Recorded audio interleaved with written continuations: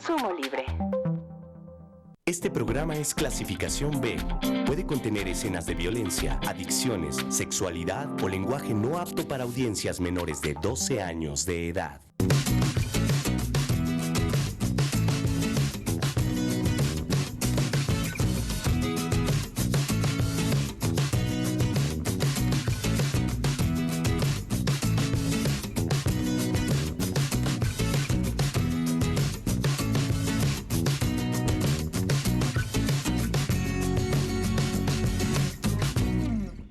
Muchas gracias por acompañarnos de nueva cuenta en Suma 2, este foro de expresión y análisis de los asuntos de la vida contemporánea más importantes para usted, para su familia, para su comunidad.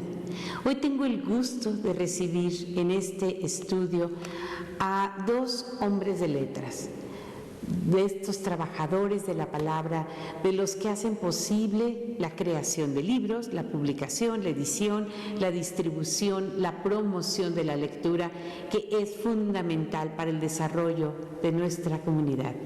Ellos son Alejandro del Castillo, que es el editor de Revarena Ediciones. Así es, muchas gracias por la invitación. Al contrario, muchas gracias, Alejandro, y gracias por tu trabajo. Gracias. Y Baltasar Reséndiz, poeta, teólogo, humanista. Sí, gracias. Aquí estamos. Muchas gracias, Baltasar. Tú eres uno de los autores del Fondo Editorial de Querétaro. Este libro tuyo fue publicado en el año, voy a ponerlo así también porque se puede apreciar de mejor manera la portada de tu libro. Es un libro de poesía, es un libro de poemas escritos por ti recientemente. Sí, más o menos serán hace 2-3 años, más o menos. Tú eres un queretano nacido en esta ciudad. Nací aquí en Querétaro. Eres muy joven, has sido filósofo, teólogo. Me tocó la suerte de estudiar las humanidades y ahora últimamente pues una especialidad en derechos humanos, una maestría. Una maestría en derechos humanos, y llevas ya 4 libros de poesía. 4 poemarios, sí. 4 poemarios. ¿Qué es lo que lleva a un hombre como tú con mucho trabajo, con un gran compromiso con los demás, con el prójimo, en una relación, en un vínculo muy especial que tienes con Dios? ¿Qué te lleva a escribir? Pues generalmente trabajo con la palabra pronunciada, proclamada. Y este ejercicio es la palabra creadora, creativa, que complementa, a mí me complementa. Es terapéutico, en mi caso es sanador y es como participar de un acto de revelación a veces, ¿no?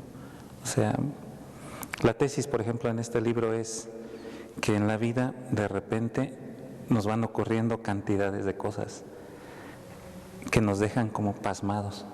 Guardamos muchos silencios y a veces cuando nos atrevemos a hablar, con el tiempo, uno logra tener una palabra sabia, oportuna, correcta, ¿no?, al acontecimiento. Es la tesis del libro, por eso se llama Silencios, Palabra. O sea, una multitud de silencios que nos acaecen en la vida y que a veces uno con el tiempo, procesando las experiencias, alcanza a pronunciar una palabra cierta sobre el acontecimiento. Es la tesis del libro. Y la estructura del libro es como una especie de añoranza de las famosas tesis medievales, ¿no?, donde los autores agarraban parte por parte todo el saber que se conocía y lo van como descifrando y exponiendo, ¿no?, como las sumas famosas teológicas o sumas filosóficas. Más o menos es la pretensión del libro. Pues muchas felicidades, vamos a hablar de este libro en unos minutos más. Y quiero darle la bienvenida a Alejandro del Castillo, editor de Revarena Ediciones y pues coeditor con el fondo editorial de este libro, que es una compilación de autores queretanos. Así es, sí, es una colección en 2 partes, primero narrativa, cuento, y la segunda parte de poesía, pero todos son queretanos o radicados en Querétaro. Página 1, ¿por qué se llama así este libro? Sucede que es un proyecto de larga extensión y van a ser 33 páginas en total, que cada página va a responder a una compilación en un estado, en cada estado de la República, son 32 entidades, y luego un libro último donde se reúnan, digamos, los autores o textos que hayan encontrado cierta consolidación, reconocimiento de su voz a través, pues, de todos estos años que nos va a llevar publicar 33 libros, ¿no? Es un trabajo. Son narradores y poetas de Querétaro. Por ejemplo, en narrativa están David Álvarez, Ricardo Ortega, Antonio Tamés, Lola Ancira, Felipe Bojorquez, Mauricio Caudillo, Jaime Hernán, David Israel Ramírez, Antonio Ibarra, David Martínez.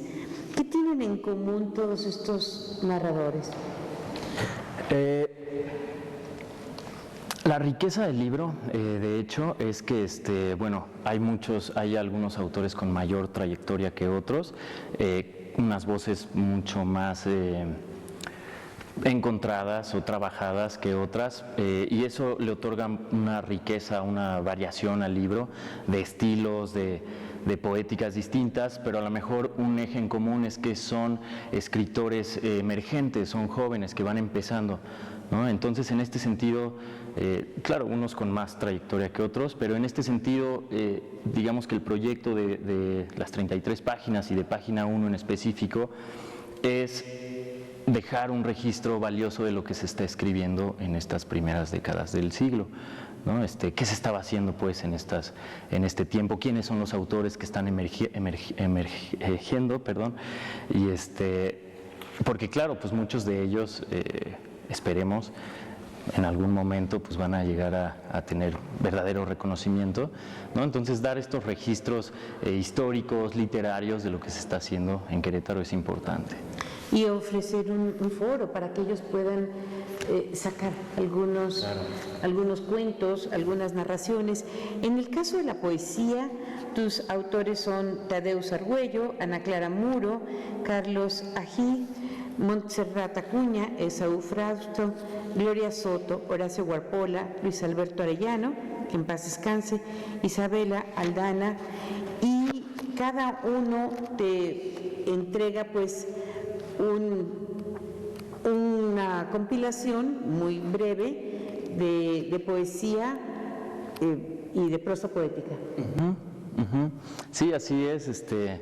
Cada uno tiene su estilo, como bien dices, inclusive tenemos ahí prosa poética, otros versos a lo mejor mucho más un estilo de poesía mucho más, pues, tradicional en este sentido, versificado.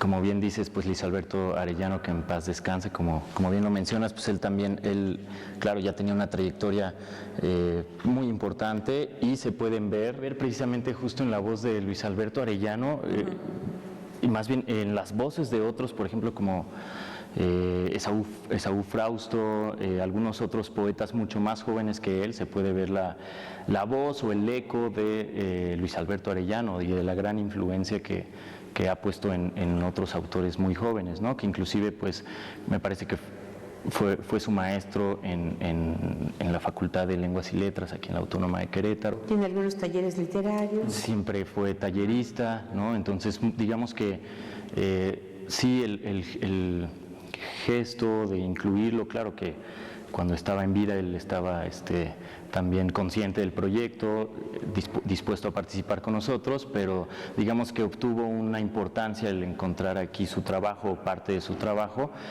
precisamente por la importancia que tiene la influencia que tienen los autores más jóvenes que van emergiendo. Y esta es una antología de narradores y poetas de Querétaro. Y el siguiente estado es... Guanajuato. Es en la página 2. La página 2, así es. ¿Y han han tenido contacto con los autores de otros estados? Sí, pues afortunadamente en mi carrera, Pues siempre nos invitaban o los mismos profesores nos exhortaban a estar participando tanto con lecturas, con ponencias en estos congresos que se hacen pues alrededor de la República. Ahí uno va estableciendo contactos y pasan los años y de pronto pues esos con los que estuviste leyendo ahorita ya tienen su tercer libro, ¿no? O se llevaron algún premio importante. Entonces yo creo que en ese sentido es una comunidad literaria en toda la República, pues muy dispuesta y muy abierta a justamente dar a conocer su obra. ¿Cuál es tu carrera? Yo estudié, mi primera carrera es audiovisuales, comunicación audiovisual, luego mi segunda carrera es estudios literarios con línea terminal en literatura comparada y ya después estudié diseño editorial ya para concretar el proyecto. ¿Y qué te llevó a ti a crear un proyecto empresarial dedicado a la edición?